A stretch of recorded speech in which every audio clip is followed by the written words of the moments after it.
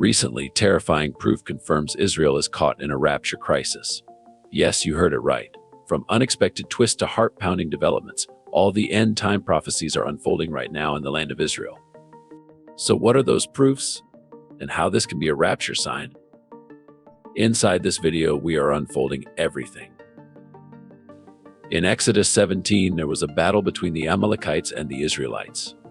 Moses, the leader, had to keep his hands raised for his people to win. In Judges 7, there was another battle involving Gideon and the Midianites. God told Gideon to send most of his soldiers home, keeping only 300. This was to show that victory would come from God, not just human strength.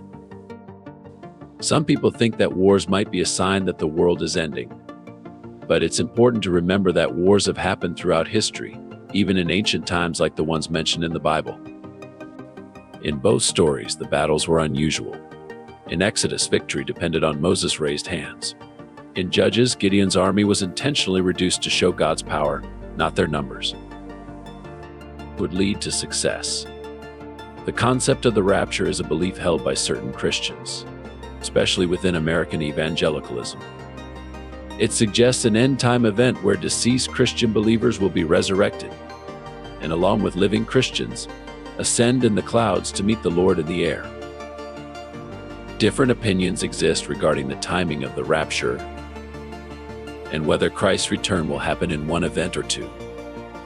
Pre-tribulationism, the most widely held belief among rapture believers, suggests the rapture occurs before a 7-year tribulation, leading to Christ's second coming and a 1,000-year messianic kingdom.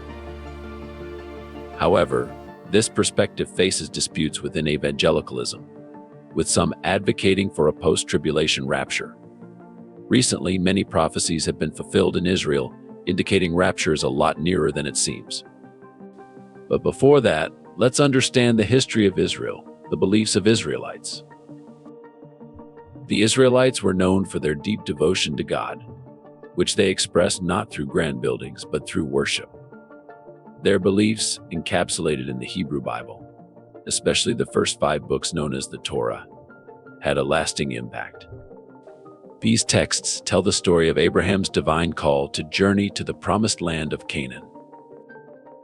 Abraham passed on this divine plan to his son Isaac, and later to Jacob, who was renamed Israel, giving rise to the tribes of Israel. After enduring centuries of slavery in Egypt, the Israelites were led to liberation by Moses. With Moses' guidance, they began their conquest of Canaan, led by Joshua. The Bible vividly recounts Israel's conflicts with neighboring peoples, notably the Philistines. King David, a prominent figure, played a crucial role in conquering Jerusalem and establishing it as Israel's capital. Solomon, David's son, built the first holy temple in Jerusalem to house the Ark of the Covenant. However, after Solomon's death in 931, the monarchy split into 2 kingdoms, Israel and Judah. This division marked a significant turning point for the Israelites, leading to distinct developments in the histories of these 2 kingdoms. Reconstruction of the Third Temple. Many people have a strong desire to build the Third Temple in Jerusalem, considering it even more important than the temples that were destroyed before.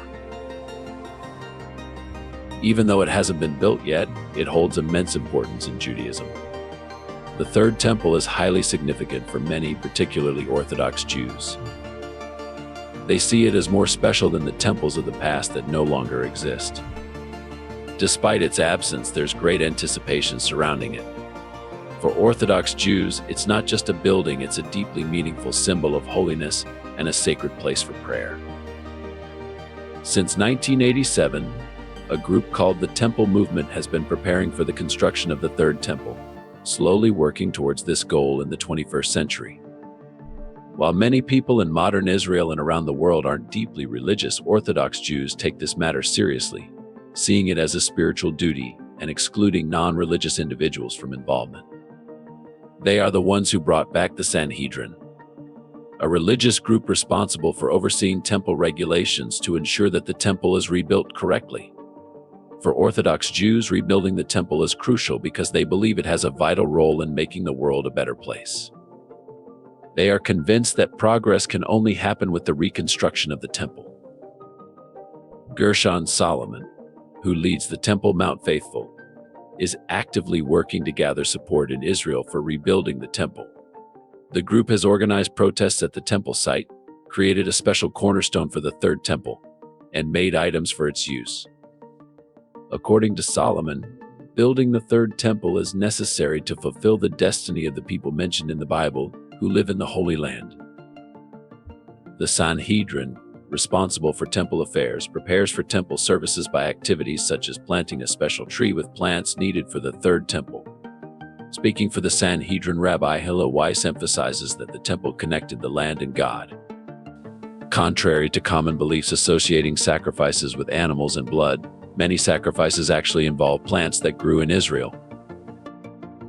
It's interesting to note that the return of Israel to the Promised Land and the construction of the third temple align with biblical prophecies from prophets like Ezekiel and Isaiah, who spoke of God's promise to gather his people. In the Bible, there's a quote from Ezekiel that says, "Then the nations will know that I, the Lord, make Israel holy when my sanctuary is among them forever." This means that when God's special place, the sanctuary, is with the Jewish people, everyone will see that Israel is unique and sacred. Another quote from Isaiah says, "I will say to the north, give them up, and to the south, do not hold them back. Bring my sons from afar and my daughters from the ends of the earth." This shows that God wants his sons and daughters from all over the world to return to the Promised Land, gathering them from every corner. Even though some believe that Yeshua, Jesus, serves in the true tabernacle in heaven, the desire to build the third temple isn't just about constructing a physical building. The desire to build the third temple is rooted in the belief that it would serve as a dwelling place for God's special presence. A quote from the Bible emphasizes this, stating, "Let them construct a sanctuary for me, that I may dwell among them." The prophet Ezekiel observed God's special presence leaving the old temple, but also foresaw its return and permanence in a new eternal home in Jerusalem.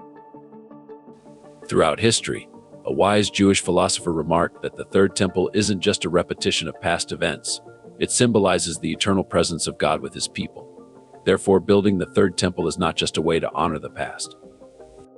It's a demonstration that God's presence is constant and enduring with his people.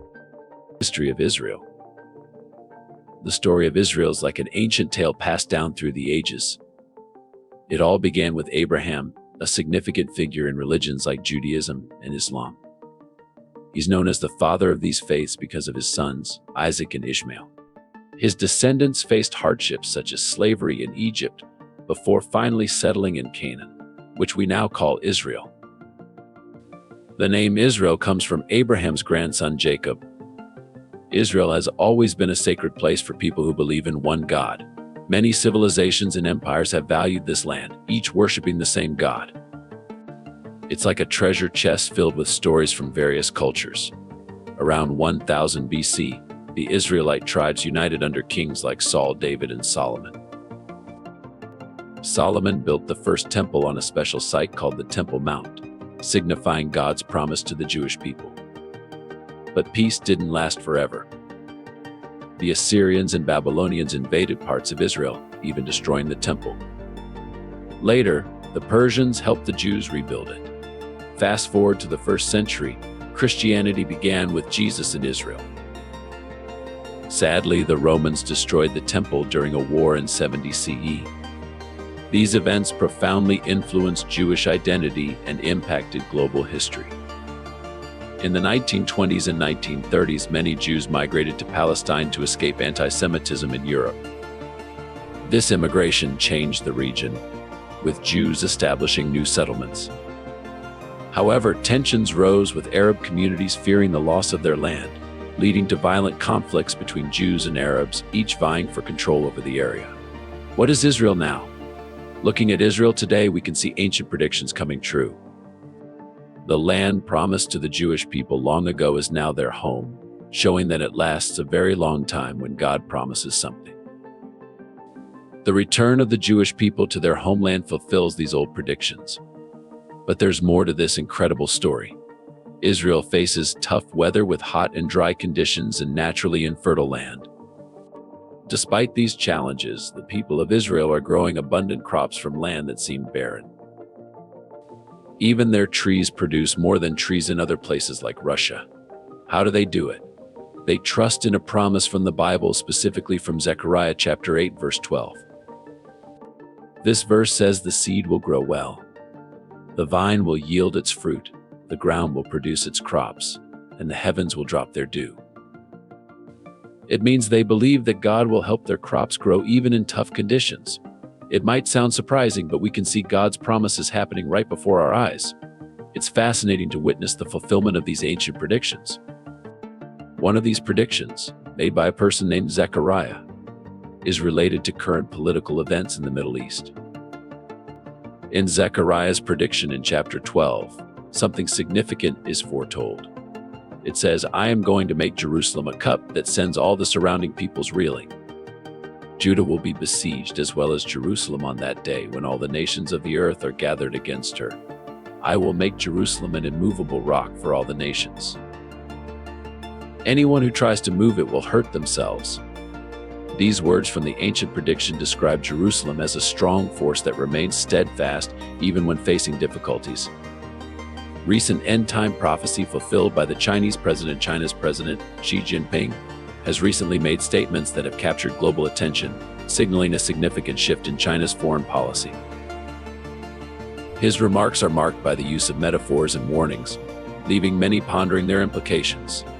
Xi's rhetoric has been especially notable, employing metaphors and language associated with significant events, including wars and biblical prophecies. One instance that has drawn particular attention is Xi Jinping's reference to a scenario resembling Revelation 16, 12, 13, which describes the drying up of the great river Euphrates, and the emergence of impure spirits resembling frogs. These biblical references evoke thoughts of apocalyptic battles, prompting questions about the true intentions behind Xi's words. One must examine China's evolving foreign policy and military posture to understand the context of Xi Jinping's statements. Historically, the Communist Party of China has prioritized economic development and diplomacy over military confrontation. However, recent developments indicate a departure from this approach. In the current year, China has adopted a more assertive stance globally, as seen in its actions towards Australia, warnings issued regarding Taiwan, and even threats to shoot down an aircraft carrying a prominent U.S. representative visiting Taiwan.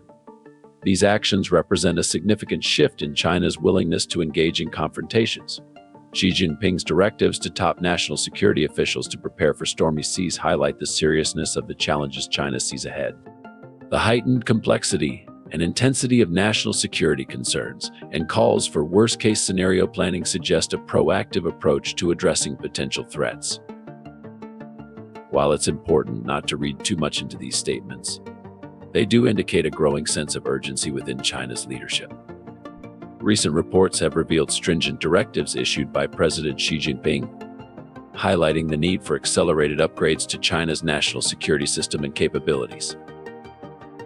This includes the development of a comprehensive risk surveillance and early warning system, enhanced national security education, and strengthened data and artificial intelligence security management. Xi Jinping's comprehensive approach to national security covers governance, economics, defense, culture, the environment, and cyberspace. This holistic strategy has led to implementing several laws and regulations to safeguard China against perceived threats. Additionally, Xi Jinping's directives extend to China's formidable military capabilities, which include the world's largest army. References to biblical prophecies, such as those found in Revelation 16, have sparked speculation about the role of China's military in future conflicts. The Book of Revelation, authored by the Apostle John, offers intriguing insights into potential future conflicts. One such depiction is of a massive army of 200 million soldiers emerging from the east. While interpretations of these prophetic visions vary, they lead many to ponder the significance of such immense forces and their potential role in historic battles. Discovery of the Pool of Siloam. The Pool of Siloam was a significant discovery measuring 53 feet long, 18 feet wide, and 19 feet wide, and 19 feet deep. It was expertly crafted with natural rocks. Unfortunately, it was destroyed during Babylon's attack on Jerusalem and the Second Temple. However, It was rebuilt during Nehemiah's time and later expanded under the rule of Herod the Great. This pool held great importance as a place where poor and sick people sought healing, particularly during the Feast of Tabernacles, which celebrates the Israelites' freedom from Egypt. The Festival of Booths, also known as Sukkot, is a major event in Judaism, commemorating the Israelites' survival in the desert. People build temporary sukkahs like their ancestors' shelters to express gratitude to God and pray for rain. Sukkot is celebrated worldwide in Jewish communities.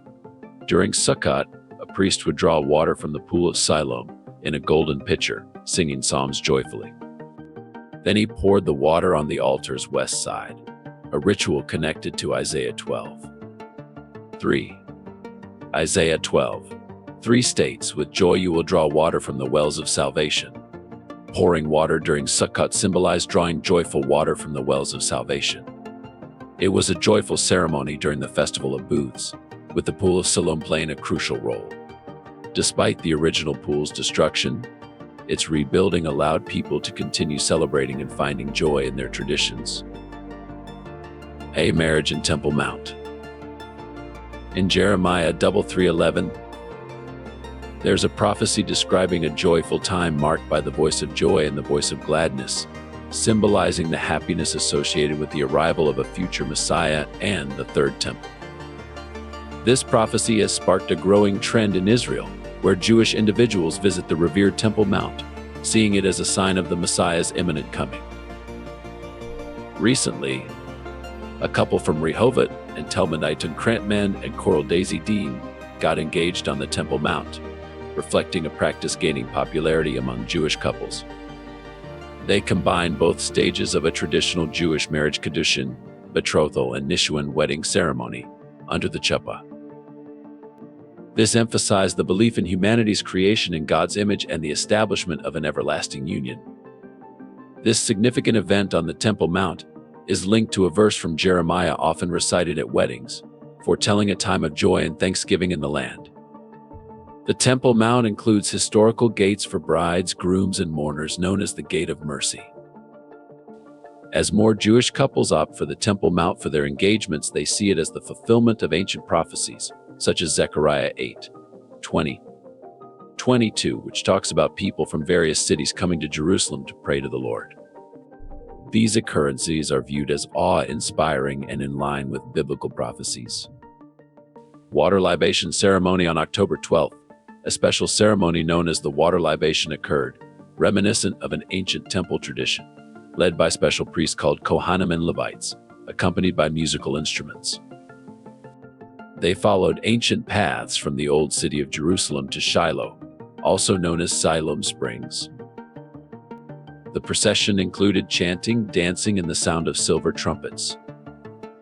Carrying a golden jug filled with water from the Shiloh pool, they set up a model altar and tools on the mountain summit. Continuing ancient temple practices, the ceremony concluded with the rare priestly blessing and the Hakel ceremony, which happens once every 7 years.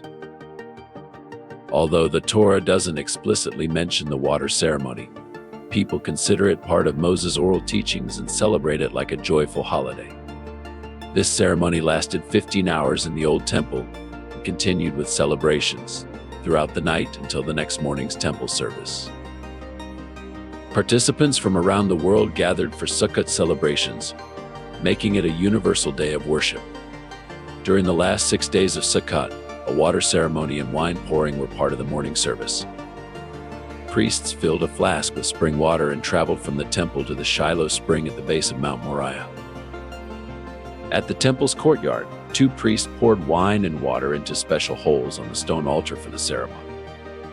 The Shiloh pool, also known as Shalom in English and Silwan in Arabic, holds biblical significance and is believed to have been revived vividly after the construction of the Third Temple. Pilgrims used to start their journey to Jerusalem at this pool for biblical feasts, cleansing themselves before presenting sacrifices in the inner court of the Temple Mount. Discovered in 2004, ongoing exploration reveals its historical importance. According to the Babylonian Talmud, the year following the Shemitah, a special year, is considered favorable for the Messiah's arrival. The PR office in the Book of Amos suggests the return of the tribe of Israel from other nations. The Talmud discusses the challenges before the Messiah comes, emphasizing the uncertain need for another physical temple. Instead, it suggests building a spiritual temple by living a devoted life to God and preparing for potential end-time challenges. So what do you think of the new proof of rapture in Israel? Comment below and subscribe for more.